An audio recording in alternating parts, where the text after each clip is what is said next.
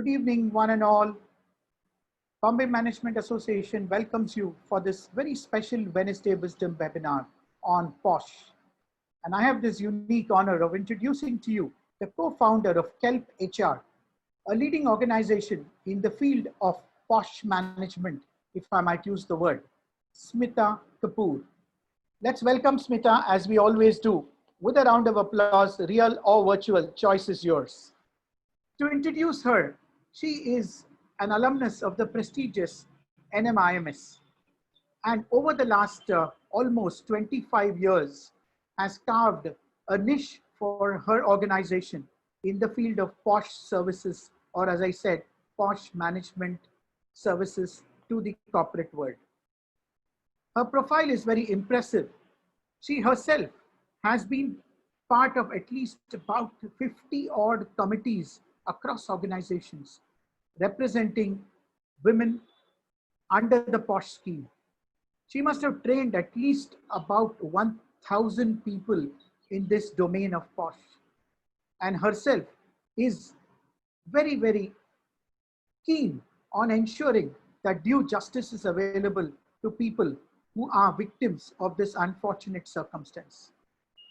She, of course, is a very popular visiting faculty and even teaches at the Khalsa College Management Program, which incidentally is a member of the Bombay Management Association, and they interact with us very, very closely. Thank you very much, Smita, for readily agreeing to do this workshop for us. We have a record number of 140 registrations, and as it often happens, people do amble in at their sweet time and pace, but as we said, we are all set to listen to you. Over to you. Thank you very much. Let us begin this session on POSH. Smita, go ahead. Hello, good evening, all of you. Hope you had amazing time till today, till now, through the day. So we are going to get started. Thank you very much for that generous introduction, Professor. I'm going to share my screen. This is a subject which is very, very close to my heart. Okay, so I'm going to share my screen to take you all through what am I presenting today. So this, what we are speaking about, Anti-Sexual Harassment Awareness Program, is just a tip of the iceberg. There is a whole lot of aspect of this that needs to be uncovered. But I understand that all of you come with various experiences, knowledge, roles and responsibilities. So to start and to ensure that I understand from which space do you come, a quick survey, and you can use the chat room here. So my first question to you is, in which category do you fall? Are you an employee? Are you a leader in an organization? Do you belong to internal committee? Are you an employer, or are you an HR person? So you could use the chat window to share that. Professor, I hope you can hear me. Yeah, very clearly. The responses will come. Yeah. Okay. So my question is, which space do you come from? You could use the chat machine, chat here. So you're from teaching fraternity, Meeta says. Okay. You're a management consultant for chemical industry. Farooq says he's an HR person. All right, let that keep coming. The reason why I asked you is because everybody looks at this subject from their own angle, from their own viewpoint, right? So it gives me an idea, how do I take this program ahead? So let me share with you. Thank you, teaching, professor, HR consultant, right? So do you all know, are you all aware of this law which came in 2013? That's my next question. The Sexual Harassment of Women at Workplace Prevention, Prohibition and Redressal Act 2013. Are you aware about this law? Teaching, yes? No. Ravindra says no. Okay. Amit says yes. Okay, so, all right. Awesome. No, yes, no. Okay. There's a mixed reaction here. All right. I get that. All right. So let me take you all through this. In 2013, we got this act which is called the Sexual Harassment of Women at Workplace Prevention, Prohibition and Redressal Act. Now, this came to us only in 2013, which means only 7 years back. What used to happen earlier? If any woman faced any kind of sexual harassment, she had to go to police station. Now, what do I mean by sexual harassment? Do we mean only rape and molestation? No. This also meant if somebody is proposing me again and again and I'm not liking it. Like today in the morning, I was in a discussion with one group of people who said that, in our discussion, there was this woman who was being constantly, due to lockdown, constantly getting messages on the chat window, like Zoom has a chat window, from one of her colleagues. When she told him, please do not send me messages, he just doesn't stop. And this is Teams, Microsoft Teams, which is given by the company. So she approached her leader, how can I block somebody who is working in the same space? So there is no block feature because they are colleagues, right? So for such allegation, a woman going to a police station is too far-fetched. What would she do otherwise? Prior to 2013 was a big question mark. So for smaller offenses, a lot of women used to ignore it. They used to say, oh, this is, way of life. But that would hamper a lot of careers. So why do you think women do not stay in workforce? One of the reasons is sexual harassment at workplace. Vishaka, yes, Amit is saying Vishaka. So Amit, thank you. I will tell you what happened. So prior to 2013, somewhere in 91, 92, there was this lady called Bhavri Devi in state of Rajasthan who was gang raped by a group of people because while at work, she was a social worker and she realized that kids were the child marriage was happening in this locality, which was against the law, and she spoke about it. She was brutally gang raped, okay, for raising her voice. So when she went to the police station, she had to undergo major turmoil again. There was a lot of setback, right? And what happened is her FIR was not registered. So there was an NGO which Amit mentioned called Vishaka, which stood for her, got her FIR registered. Then they fought their cases at various levels. And finally, her case reached Supreme Court. And in Supreme Court, she got some relief. Now, this was year 1997, where Vishaka guidelines was published. In that, it was clearly mentioned that every organization should have an internal complaints committee where a woman can approach within the organization to a committee for any form of sexual harassment. But what happened was, India being India, Indians being Indians, we did not adhere to it because it was merely guidelines. It was not law. So it kept lying in the parliament, nothing, no opinion, no views to it, no weightage to it. Another horrid incident that rocked our country was Nirbhaya in 2012. And that is when the government woke up and said that something needs to be done in that space, okay? And they converted the whole guidelines into the act, okay? And exactly a year after Nirbhaya, that is 2013, this act was formed. So that's why it went through a lot of ups and downs. And finally, we got this law. So there was a big journey that people had to go through to get this law. But again, there were a lot of challenges, a lot of questions asked that why only women are covered.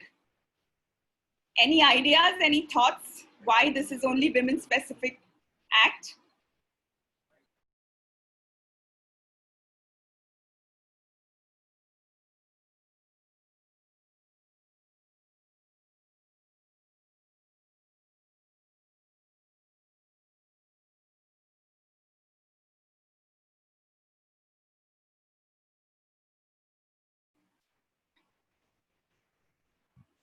Any idea why?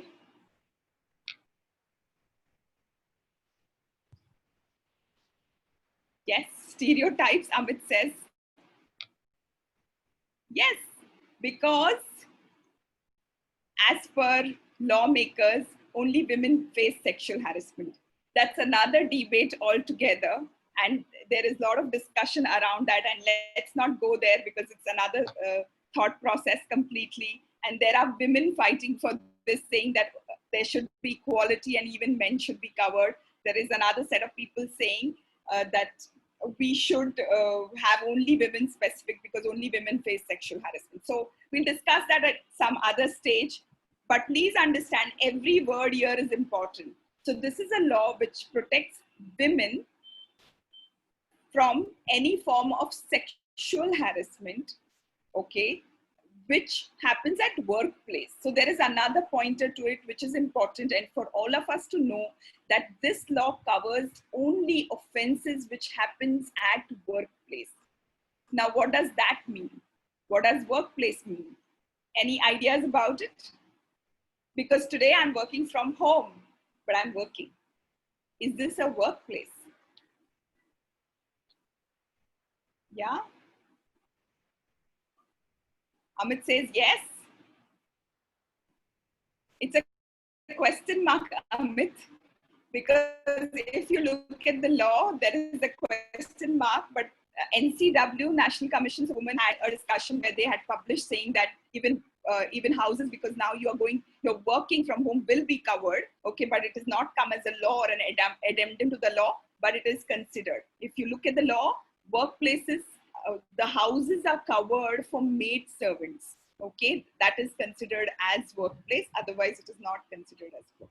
Okay, there is some thought, domestic servants, yes. Yes. All right. So another important aspect to this law is it is not only about redressal. It is about prevention, prohibition, and redressal. So the responsibility of the internal committee, which is formed because of this act, is to not only sit there and wait for the cases to come in and then they will handle it, but they have to constantly work towards prevention and prohibition. So employers of any organization, which includes HR folks, it is their responsibility that they form internal complaints committee. So there is a mention of how the formation should be. Okay, there should be an external member who's part of this committee. They should be trained to be handling cases as well as working towards prevention and prohibition. Okay, there should be a policy that needs to be constituted.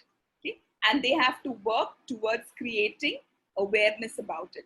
So I'm going to give you a small glimpse as in what do they mean when they mean awareness. Working from home is a new normal. So what happens to this law? Do we now have any form of sexual harassment when you're working from home? Big question mark. I see the chat is very live. Yes, it is reality.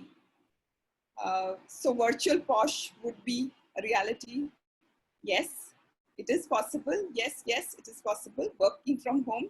So if you, in fact, I was very happy.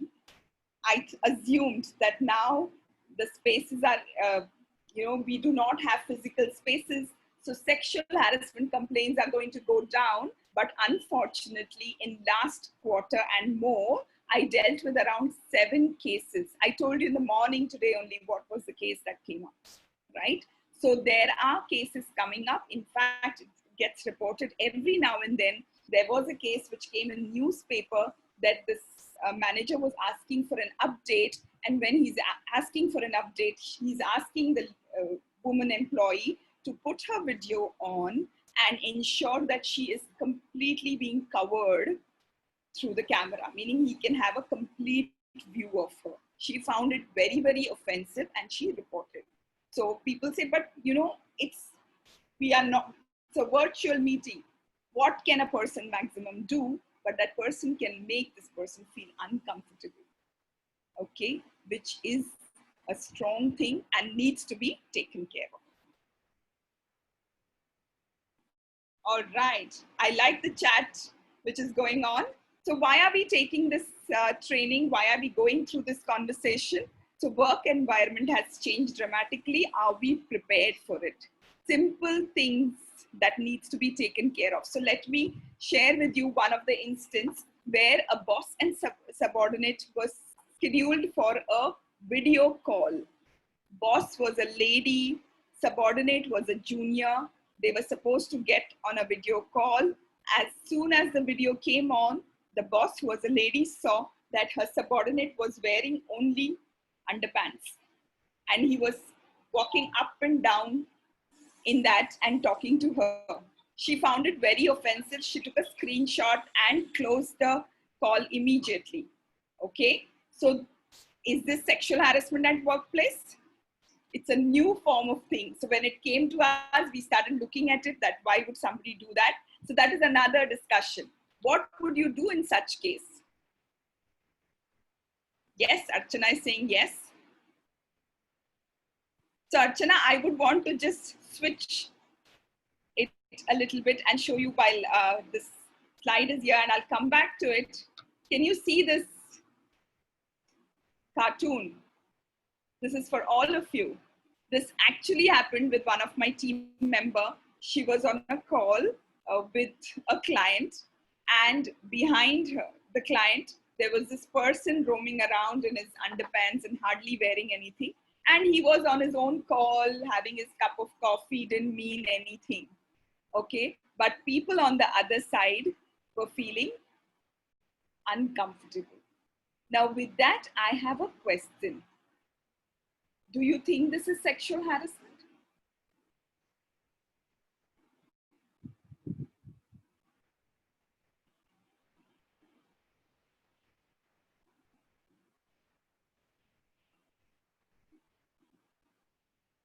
Okay, yalla mum. So that's okay, that's perfectly fine. Okay, I can see something. No, no, not meant to harass. Superb. I won't answer your question. Let me go back to where I started the discussion, and I just wanted to. So one of your organization's most important responsibility is to create an environment which is free of harassment. So how do they do that? So it is organization's responsibility, not only because they are now bonded by this law, because they want to create an environment where you can pull on your laptop. That is how you go to work nowadays. Pull on your laptop and start working. They want you to give you a mental peace so that you can every day log in to your work without any stress of being harassed, being taunted, unnecessary comments being made. Very important. And they want to create a zero tolerance at work. Okay.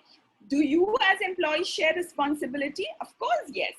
Now, I think a year back or so, we saw that a Zomato guy was eating out of client's box, meal box, right? What do we know about that? Do we know the name of the employee who was doing that? No. What we know is the brand where this happened.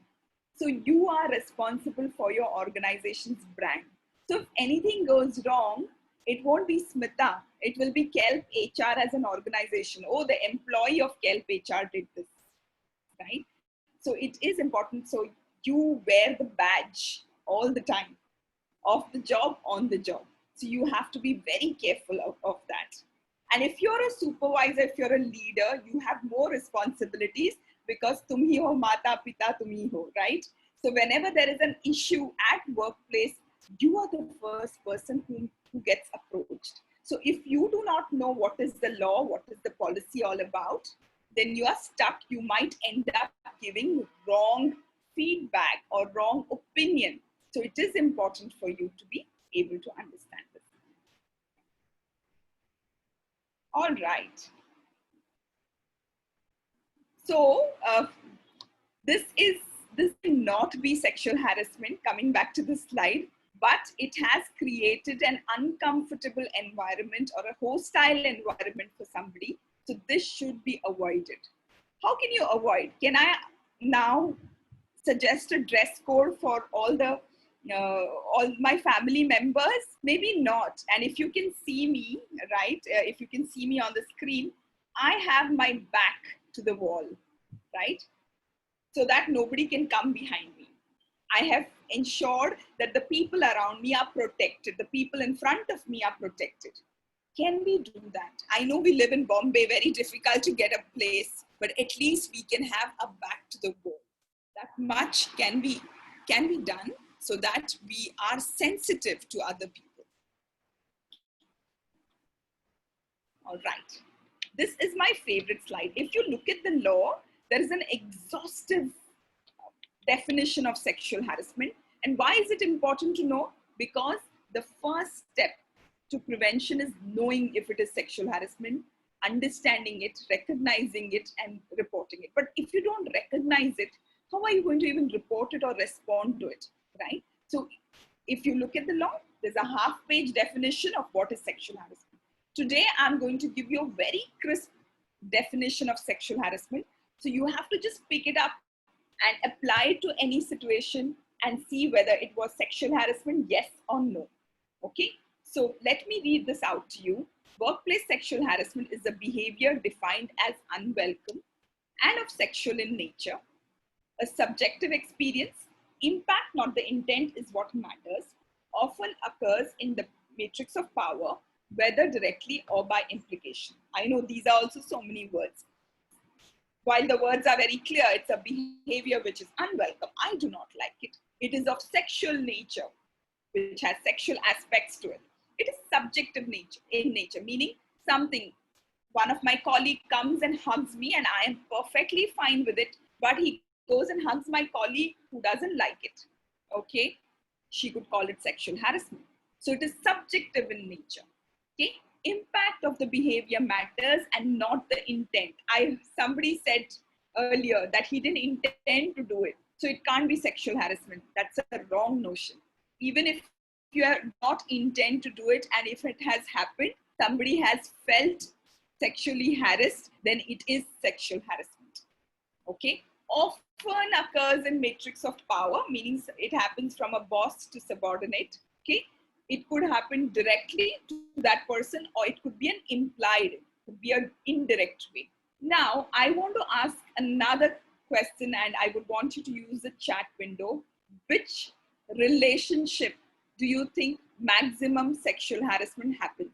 Is it boss to subordinate? Is it peer to peer? Is it junior to senior? If you look at the statistics, where do you think maximum sexual harassment happens? In what kind of relationship? Is it peer to peer, boss to subordinate, or from junior to senior? Okay, I'm going to check the chat. Subordinate, superior to subordinate, boss to subordinate, peer to peer, boss to subordinate. Okay, okay. Maqsood, bang on. Maximum harassment happens peer to peer. Yes. Then the number 2 is boss to subordinate. And of course, juniors also harass their seniors. And I have myself dealt with a lot of cases where juniors, housekeeping staff, security staff are harassing employees. Okay, that kind of harassment also happens. Brilliant. Very important, what is impact and not the intent? So let me give you an example. So one of the folks, few months back, found me on LinkedIn, and he called me and said, Smita, I want to discuss something that has happened to me. So I said, listen, first, I don't deal with people directly, I deal with organizations. So how can I help you? I mean, you're calling me out of nowhere, so I don't know how I can help you. So he said, no, listen to me, and seemed pretty disturbed. So I was concerned and with all kinds of mental health issues going around. I didn't want to shoo him off. I said, at least let me listen to him. I said, yes, tell me how I can help you. So he narrated an incident. He said, Smita, I just joined this organization 6 months back, and I was telling them, and I have a group of women who report to me, and I was having a good time discussing with them, and I was telling them how second income is important. So in my conversation with them, I told them that you should either buy a new house and put it on rent so you get rental income, or buy stocks and have stock income come in form of dividends coming in. Do not only depend on your salaries. In that conversation, I told them, you know what, one of my friend works as an escort. and he makes a lot of money that way. Okay. And we had a hearty laugh. It was very funny and we had a hearty laugh. Everybody laughed. And now, after a month or so, one of them has reported sexual harassment against me. It was a joke. I didn't lead them to any other thought. I was just being funny.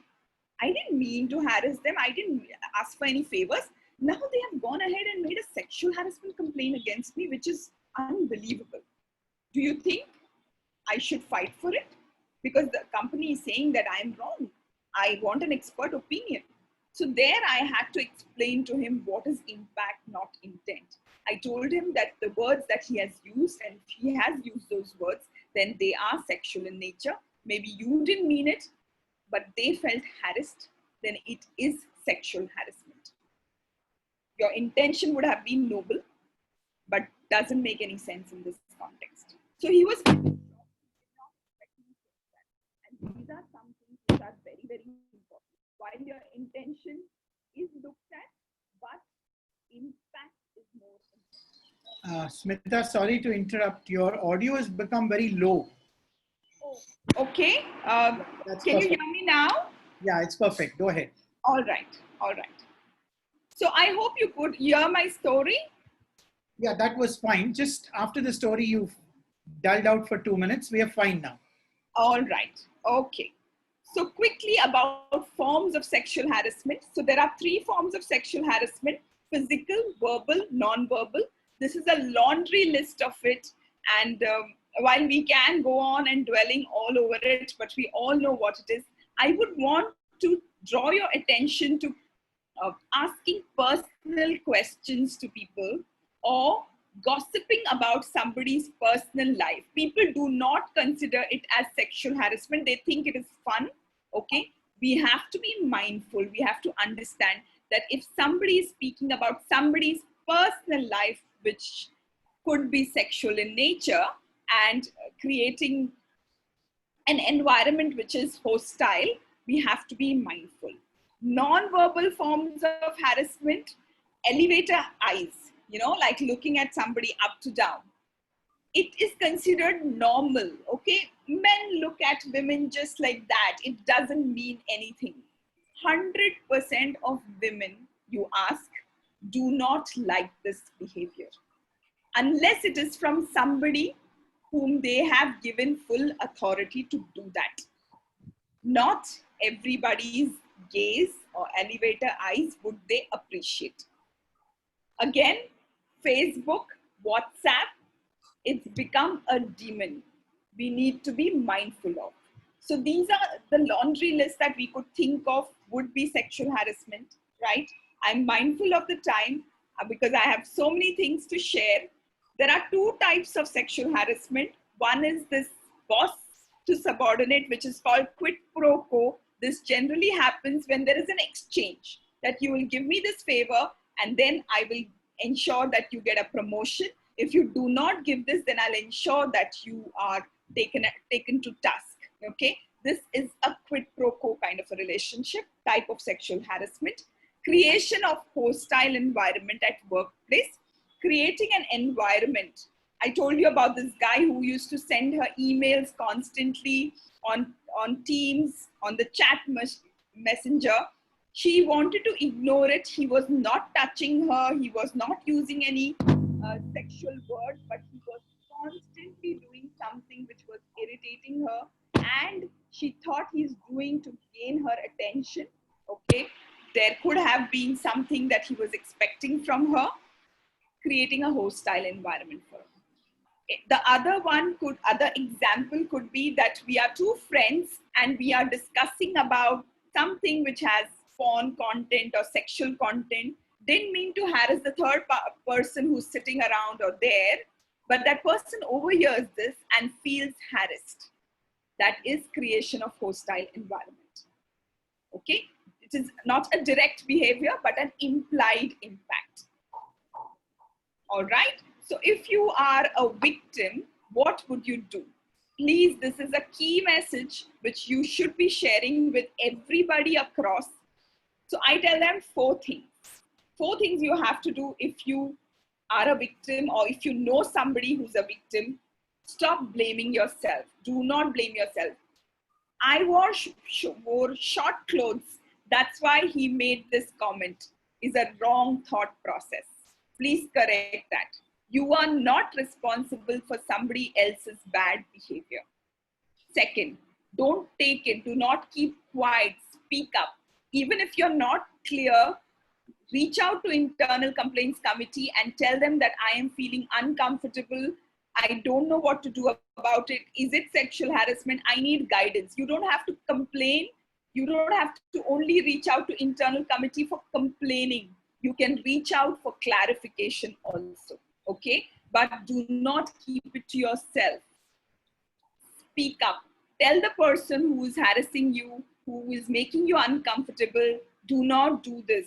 I do not appreciate this.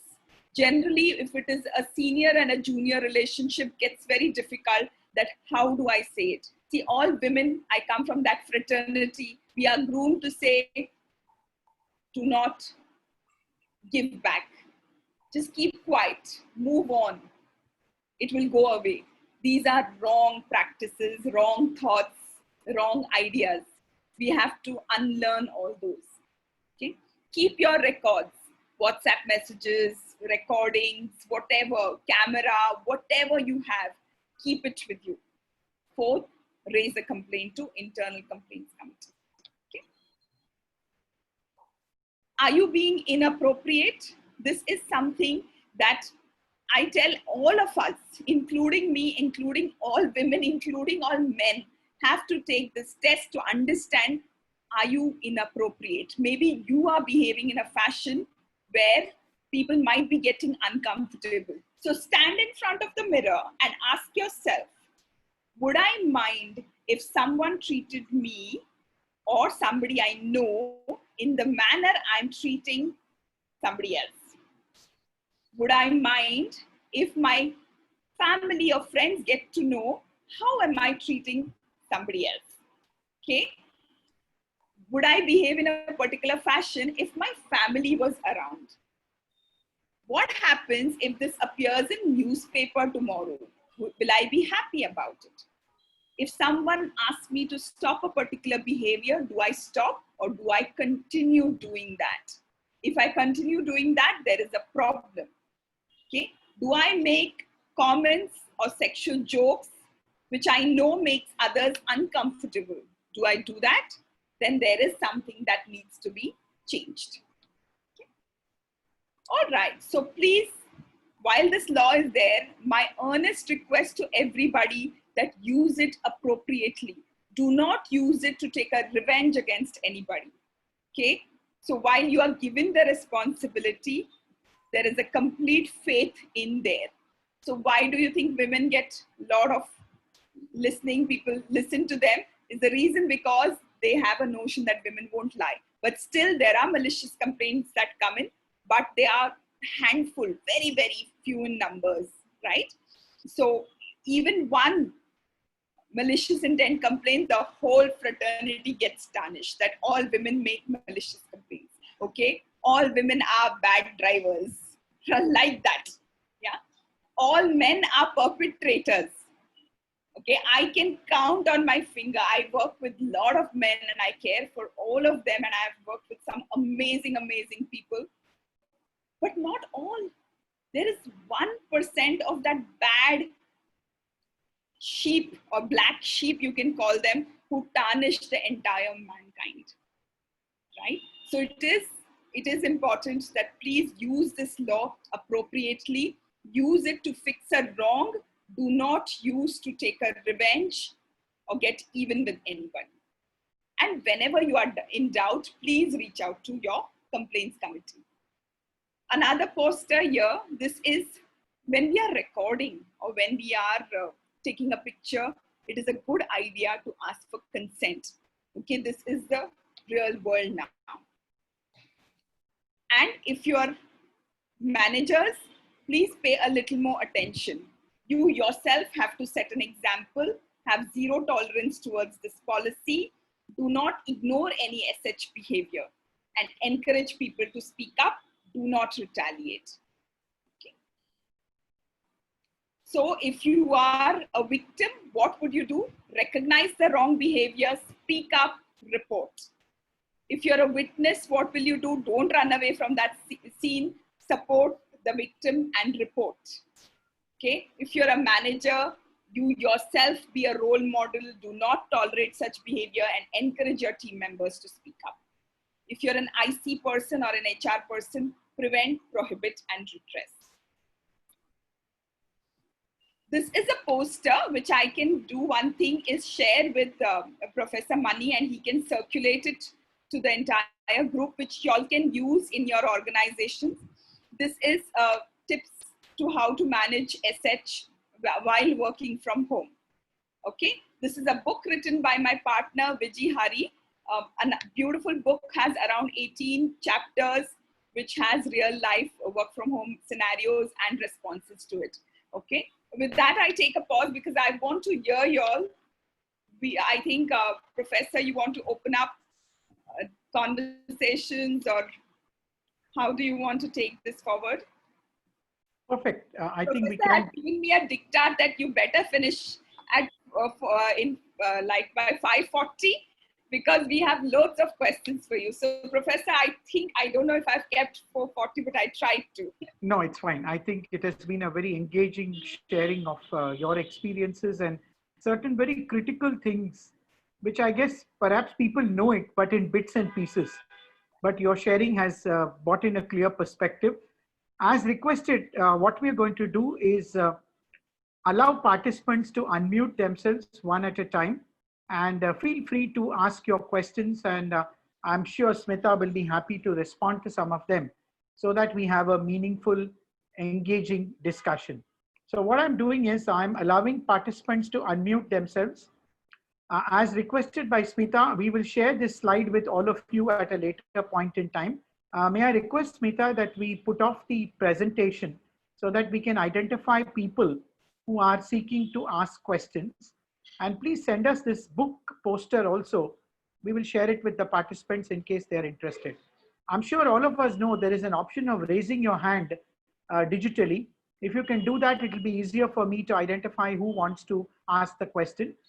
In the meantime, while people decide to ask the question, there is one question in the chat box which is worth talking about, and that is, are these norms strictly enforced in public sector also? What has been your experience? Yes, yes.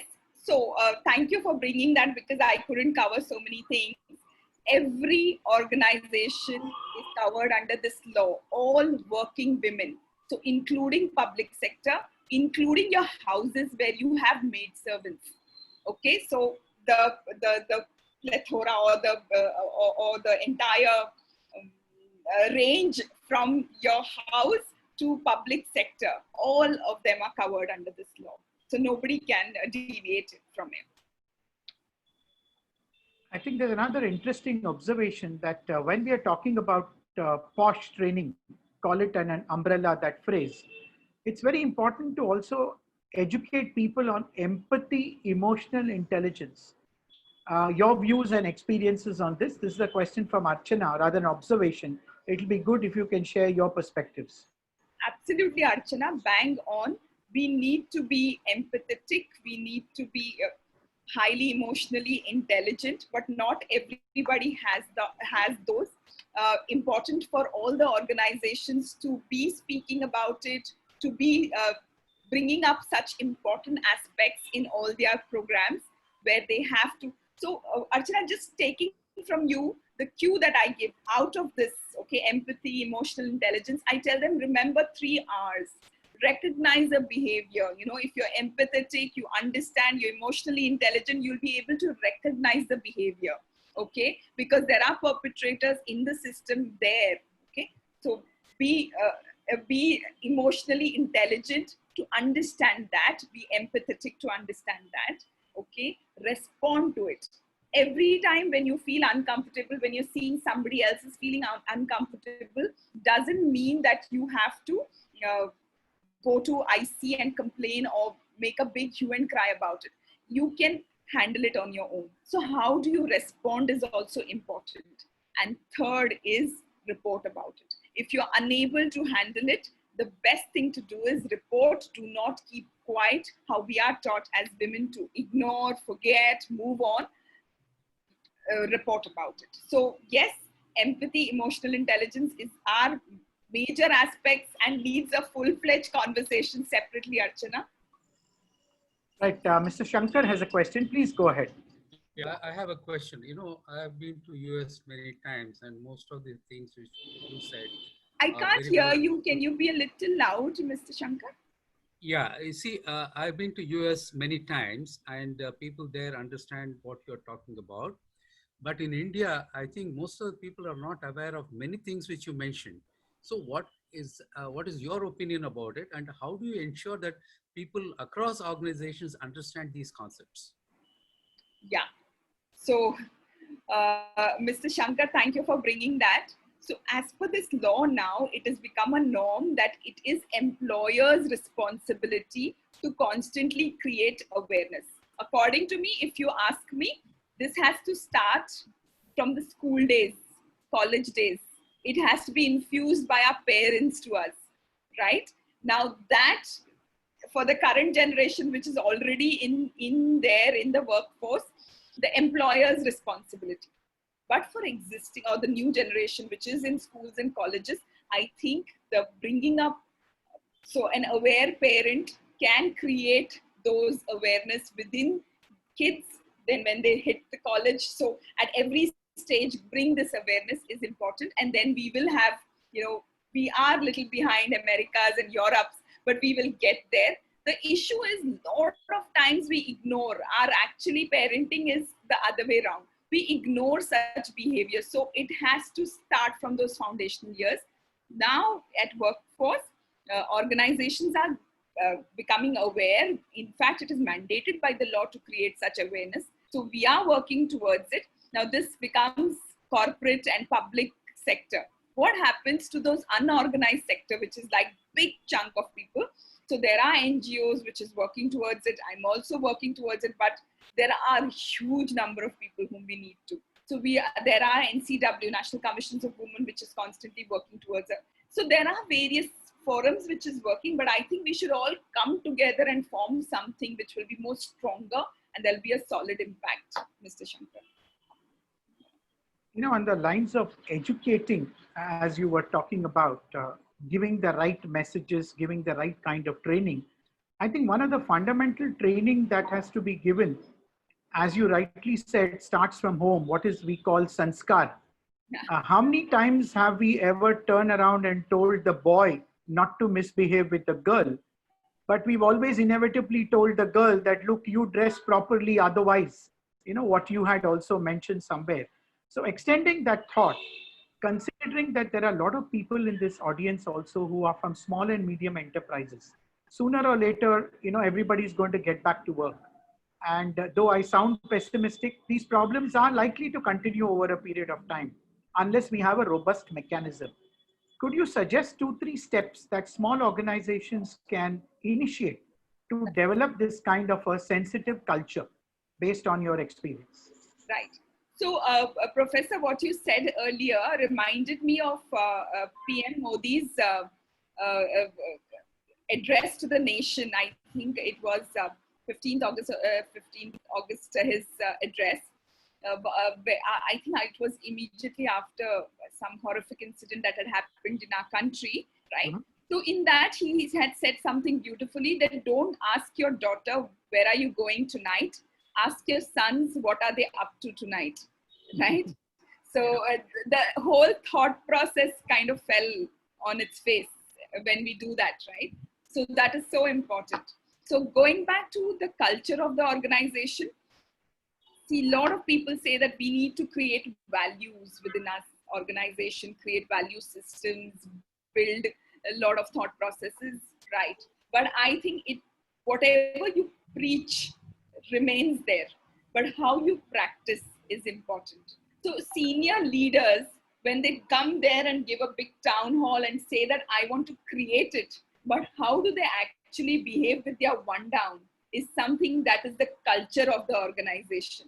Okay, and your teams then further take it forward. So while you preach something and you do not practice that is a big question mark. So the culture of the organization is driven from top. How much ever we say that, we can create, the HR comes up with this initiative that we want to create a culture of zero tolerance, but if it doesn't flow from top, then it's a big question mark. So I think we have to get, as founders, as owners of the organization, as senior people, as somebody who are looked up, the credibility in the organization for, they have to start making in how they behave, right?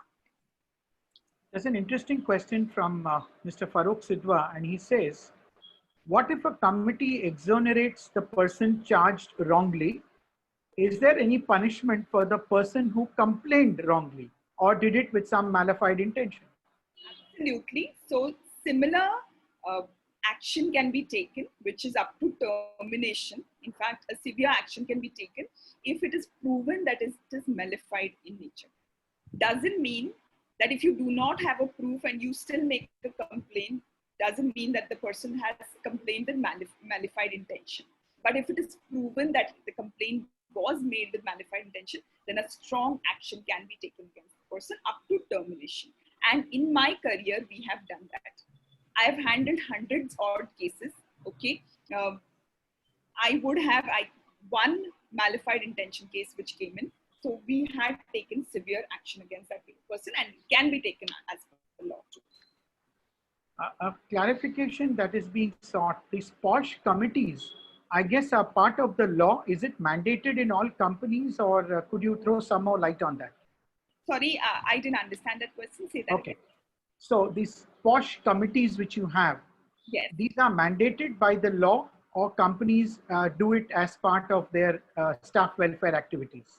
No, it is every organization which has 10 or more employees have to have an internal complaints committee within their organization.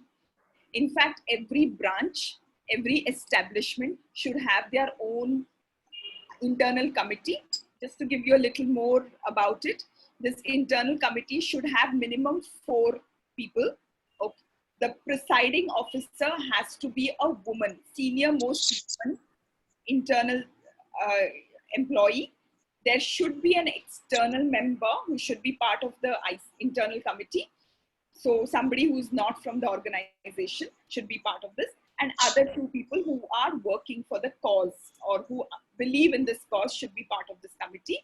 50% or more should be women in this committee. So if there are 4-member team, at least 2 women should be part of this committee. So it is mandated by the organization. It is not only good to have, it is must have. In fact, we have to register.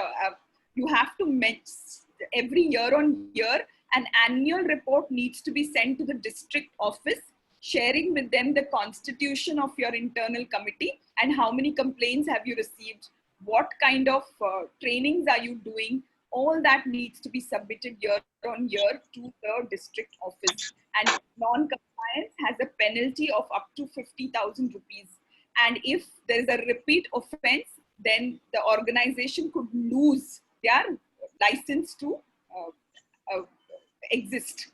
So it's a very severe, it is a very severe penalty if it is not adhered to. We understand that in larger organizations, the responsibility of POSH inevitably comes under the human resource function. But in the smaller organizations, SMEs, etc., that you interact with, who is given the responsibility to handle the POSH matters? So it is not, so it's a wrong notion that human resources are required to handle this. Human resource is a different party. Internal complaints committee is formed by the employer. So it is employer's responsibility to form an autonomous body, which is called internal complaints committee. Okay. Now this does not report to anybody. It's an independent body. It does not report to the employer. Okay. It only, whatever is executed in this committee, the employer has, whatever is comes out, the outcome is executed by the employer. That is the responsibility of the employer. So in other organizations where human resources is not there, it is So actually mention of human resources is not there in law. Law does not admit that there is anything called as human resources. So it is employer's responsibility. But what happens in larger organization, a managing director wouldn't sit and constitute. So he gives the responsibility to human resources development department. De facto, as they would say. Understand. I'm happy to introduce to you Smita, our former past president of the Bombay Management Association, and she was the first woman president of the Bombay Management Association, Nirmala Mehendale. She's here with us, and I'd be very happy, Nirmala, if you share a view and some of your thoughts and engage in a discussion with Smita. Over to you, Nirmala. Thank you, Professor Mani. Smita, it's a pleasure having you and listening to you talk about a topic which has to be really spoken about more and more. As Mr. Shankar had said earlier, it's something that both, men and women and organizations and families need to engage on. And the younger that we are and the younger this is brought up in the open, right from families and schools and colleges, I think it will get easier for the corporate world and for all of us to understand. And you've really explained that so well in your many examples. And I think all of us will go through unique situations. And I'm thinking of a situation right now as I speak to you, and maybe you'd like to answer that.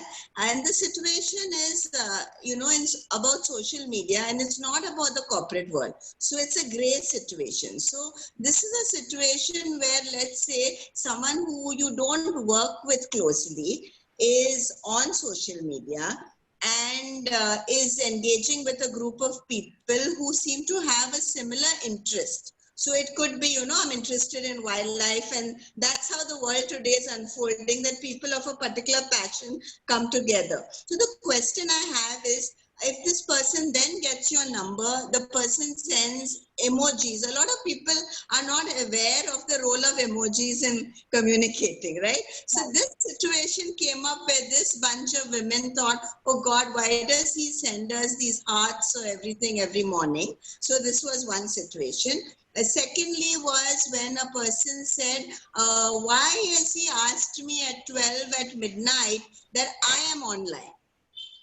And so these women weren't able to, deal with this on their own. And that's when the issue got highlighted to me, because someone asked me. This question I have for you, Smita, these are grown-up women who are 30 plus, okay? What would be your response to something like this? Because my response is, why don't you block the person? Why don't you talk to the person? Why can't you be an adult woman about it? I'm not really taking on men at all. But, I also thought about it from that perspective. Why do some of us are unable to do it? And if we are unable, what would you advise to these group of women who don't report to this person in any way? Yeah. So while this is off workplace, this won't fall under the workplace. No. But it's a great idea. Yes. That's the first thing. So to those women, I would, I completely empathize. Somebody said empathy, okay? The problem is how we were brought up, Nirmala.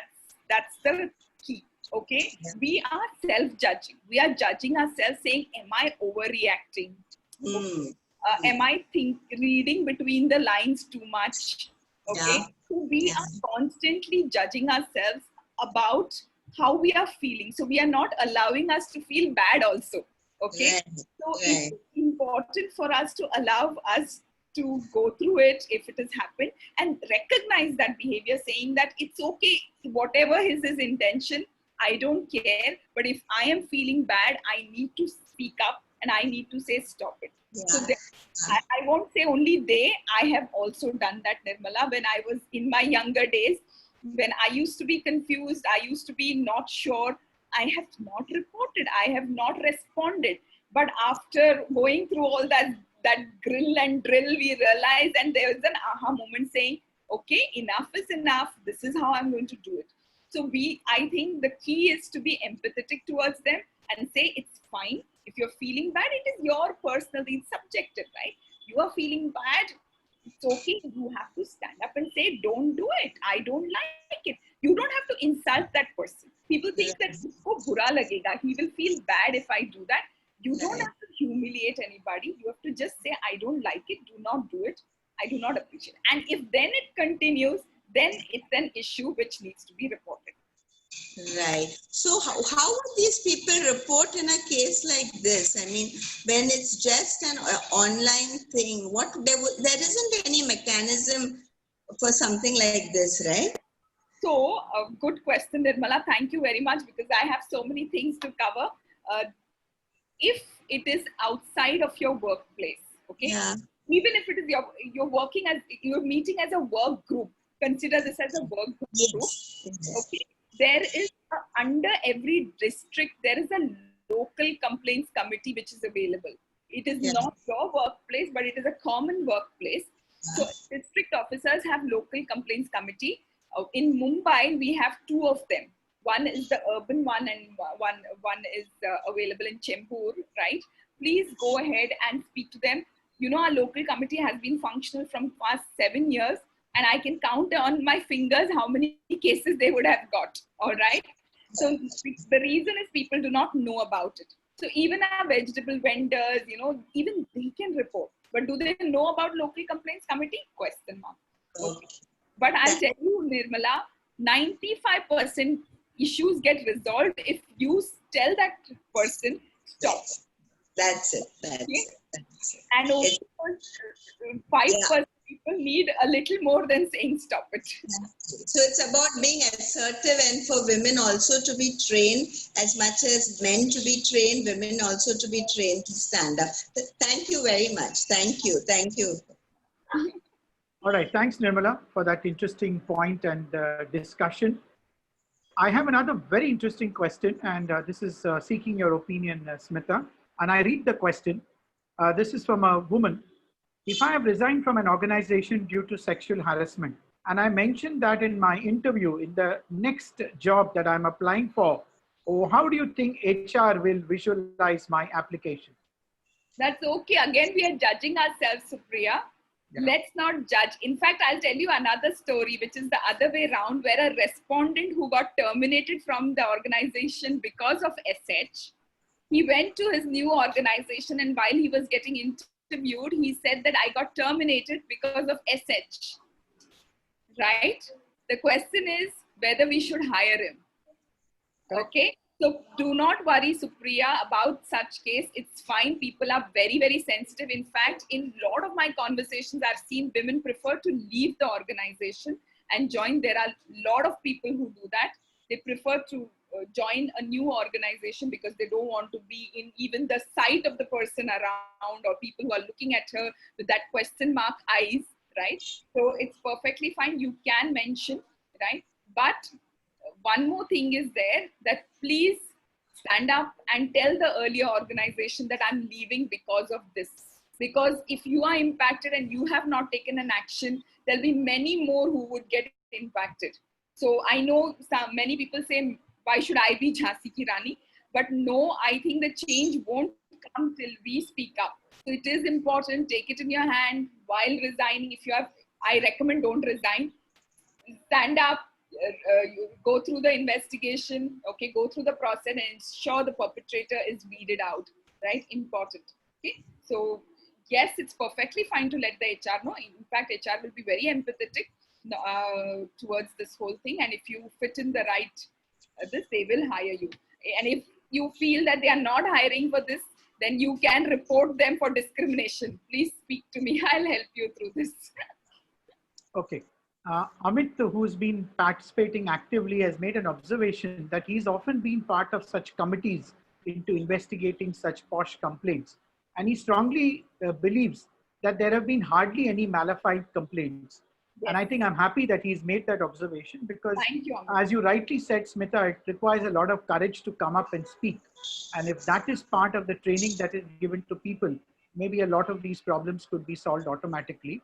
I also noticed one of our participants seems to be a solicitor, and he says law is pretty strong in this area and has quoted so many judgments. I think he has it at the back of his palm.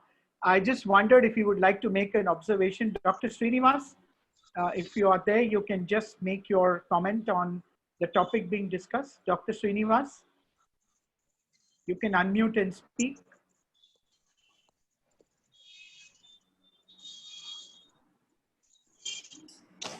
Hello. Yes, Dr. Srinivas. Yeah, madam, as you've been mentioned, the false cases are very, very less, but it has also to be taken care. Absolutely, I agree with you. And it should be taken very strongly, doctor. I completely agree with you.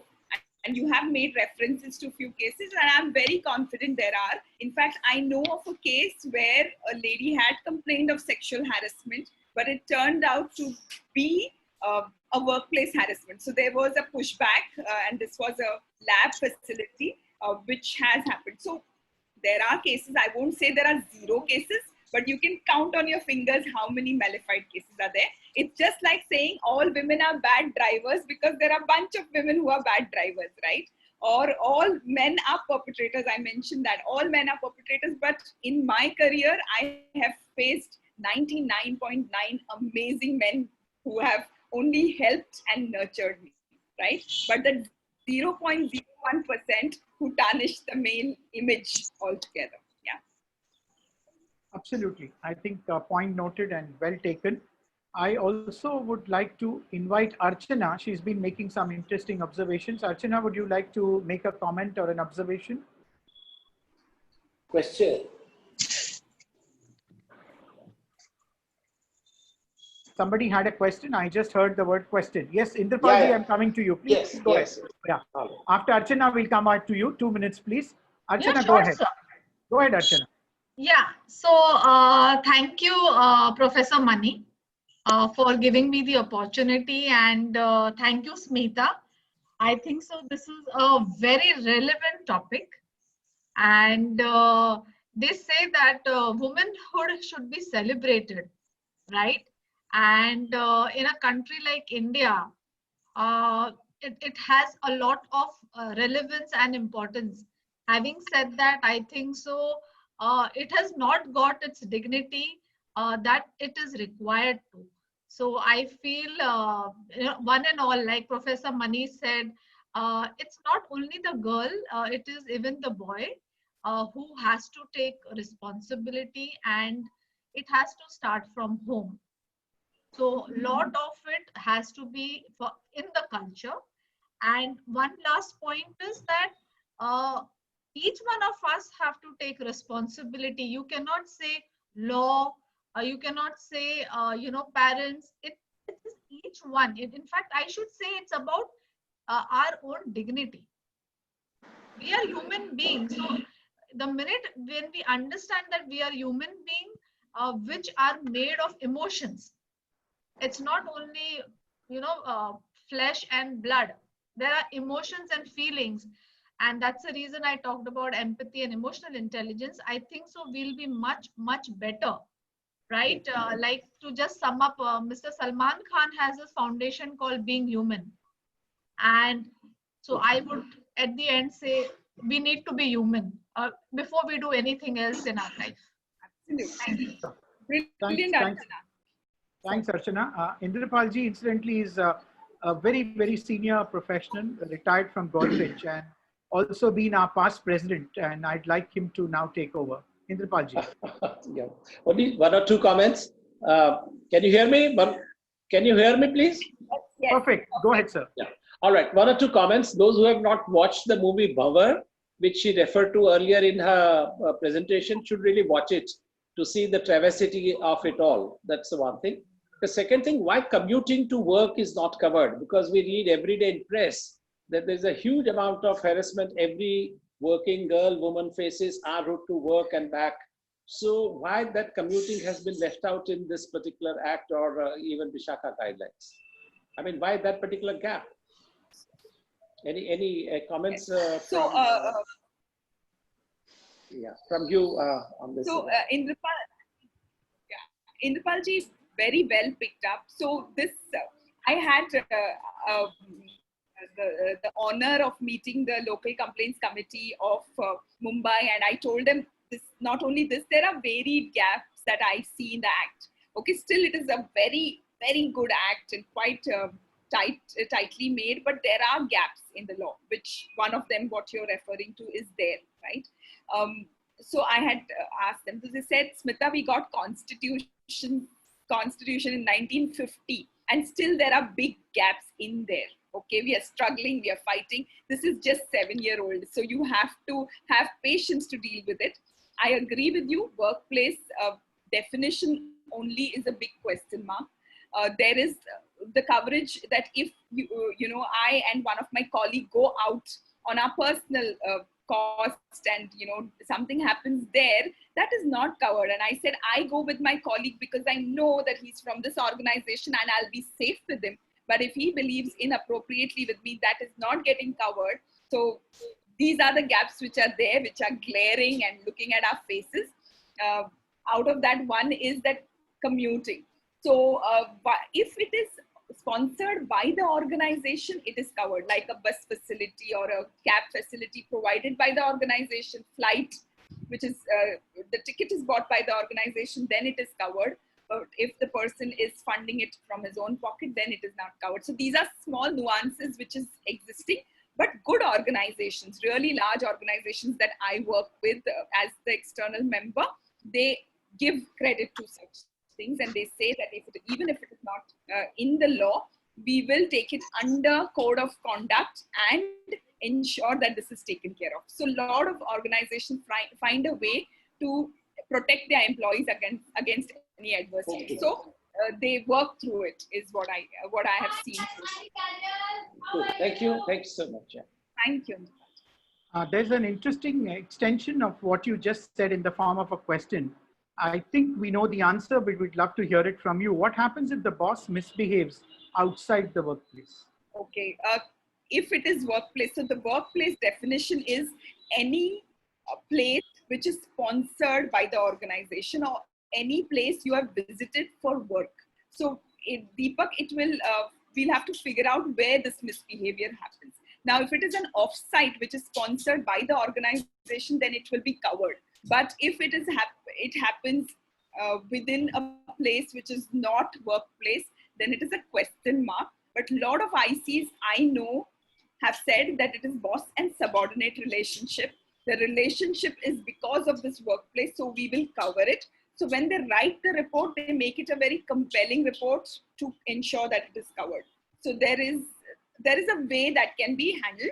Any kind of, I am repeating myself and I'm sorry for repeating because I think this audience should take it, that if it is sexual harassment and if it has happened in between colleagues, okay, please get it to IC's notice. Let IC say we will take it or not take it, or we'll pass it on to HR. That is their decision. But do not ponder over it on yourself. Do not think they will not take it. What is the point? Do not do that. So I strongly recommend that have that conversation with IC. Okay. All right. I think as we often say, it's been a wonderful interaction, and all good things come to a pause at some point in time because we have to go ahead. I'm not saying come to an end because I believe this learning can go on forever. And thank you, Smita, for that wonderful explanation, trying to answer all the questions patiently, and also suggesting that you'll share back something for all the participants' benefit. I'm going to request Nirmala once again to please deliver a vote of thanks on our behalf and also sum up this session. In the meantime, as per our current digital BMA tradition, we'll be having a group photograph at the end. So everybody who is not yet put on their videos can do so. While Nirmala is speaking, you can take those 2 minutes to get ready, if I may say so, and then have your Mukh Darshan so that we can have the photograph. Over to you, Nirmala. All right, so to our speaker who was really put this up, I know the challenge of having put all this in such a short time to cover so much. So very warm thank you. And as the past president of PMA, I really want to thank Professor Mani for having brought such an interesting subject out in the open for discussion, and for you for having shared so openly and so frankly and taking the questions. I'm sure all of us have been enriched, and we'll go back with something to mull about. So once again, a warm thank you for having shared your precious time with BMA. And I'm sure it will be a long relationship with us. And thank you. Thank you, Nirmala. And let's get everybody to put on their videos. I'm just going to mute everybody again for 2 minutes. We're getting a lot of background noise. So get ready with your best smiles. Your pictures going all over social media that you are present here. We don't take physical attendance. We take digital attendance.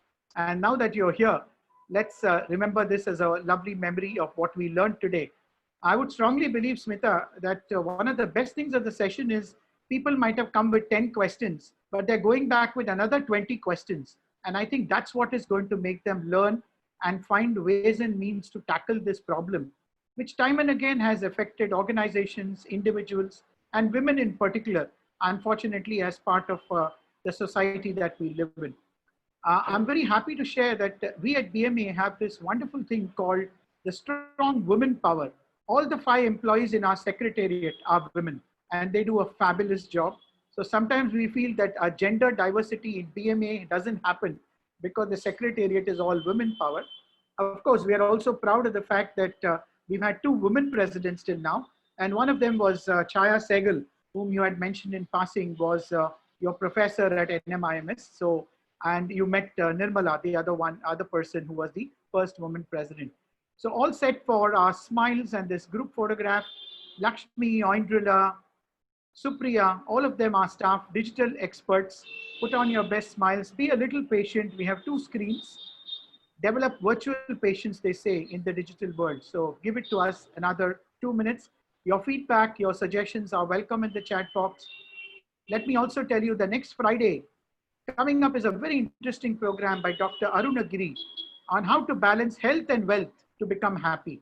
I think we chase either of them and remain unhappy, but he's going to talk about a blend of 2. Coming up Friday, Fundas, how to balance health and wealth for success. Waiting for the group photograph. We are waiting for their signal to say it's all done.